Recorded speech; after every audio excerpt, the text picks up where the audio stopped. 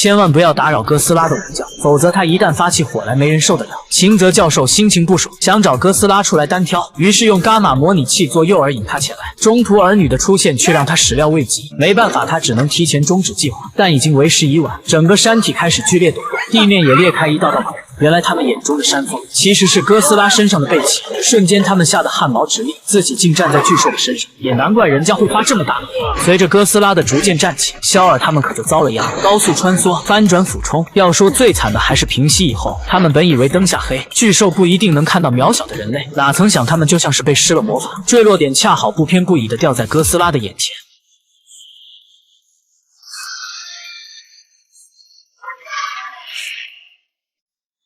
这时拉姆好不容易追来，他本以为能抓到肖尔回帝王组织邀功，可惜偷鸡不成蚀把米，不但没抓到人，还搭上了一个特种兵小队。虽然不知道哥斯拉为什么会躲在这里，不过他的起床气还是挺威武的，他并没有准备伤害吵醒他的人，恶狠狠地看了看肖尔他们，转身给了人类一个下不为例的警告，随后一步三颤地离开了。这更坚定了哥斯拉是和平使者的可能，于是肖尔便要一条道走到黑，继续追寻。如今凯特他们见识到哥斯拉的可怕，另外也知道自己的父亲没死，现在他们就想退出回家。肖尔也觉得这是他们最好的选择。分开后，小梅再三犹豫，总想把通风报信的事以及他身上的一些秘密说出来，但还没等他开口，就被闯进洗手间的神秘人劫走了。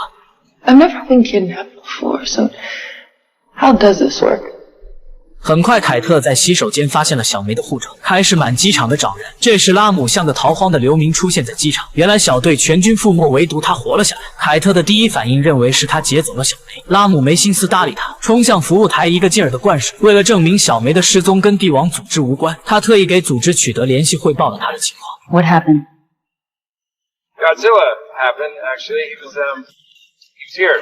通过这次的亲眼所见，他不再认为肖尔和秦泽教授的设想是疯话。拉姆愿意帮他们找到小梅，但前提条件是要帮他查出肖尔的最终目的。很快就查出小梅被劫走的真相，她是被顶点神经网络公司接走的，而这家公司就是之后研究出机械哥斯拉的那家公司。小梅曾经是这家公司的员工，无意间她发现公司在拿动物做非法研究，所以才跑到东京改名叫小梅。如今顶点想研究出控制哥斯拉的神经驱动系统，而用小梅这个小透明做卧底再合适不过了。可他没想到帝王组织会出面，没办法，顶点也只好放人。与此同时，肖尔在和他们分别后，带着大量的弹药再次来到阿拉斯加。可这次他不是冲着泰坦冰原来的，他是想利用这些炸药封住之前看到的那个通往地心的洞口。但第一枚导弹刚被引爆，爆炸声就引出泰坦冰原。看到有人破坏洞口，冰原直接向他们袭来。想必他的使命就是守护这个洞口。不过这次肖尔是早有准备，根本就不会像上次那般狼狈。随着强烈的爆炸过后，雪山四周也产生奇特的变化。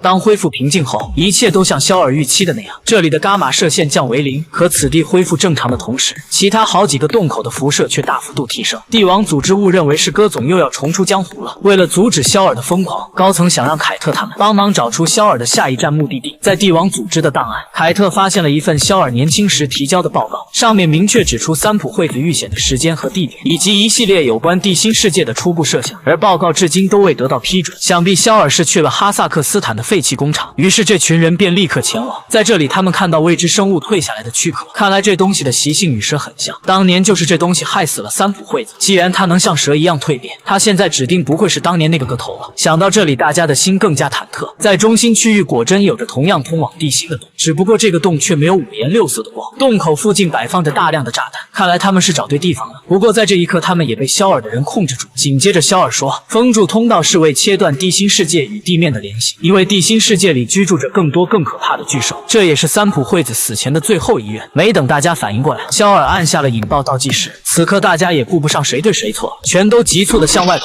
关键时刻，洞口出现一只巨兽，正是当年那批存活下来的幼崽。现在他可不小了，将肖尔、凯特还有小梅一同抓走。紧接着炸药引爆，洞口也被彻底封住。等他们再次醒来，竟真的来到了地心世界。而肖尔对这里并不陌生，其实在很多年前他就来过这里，这也是为什么他90多岁还不老的原因。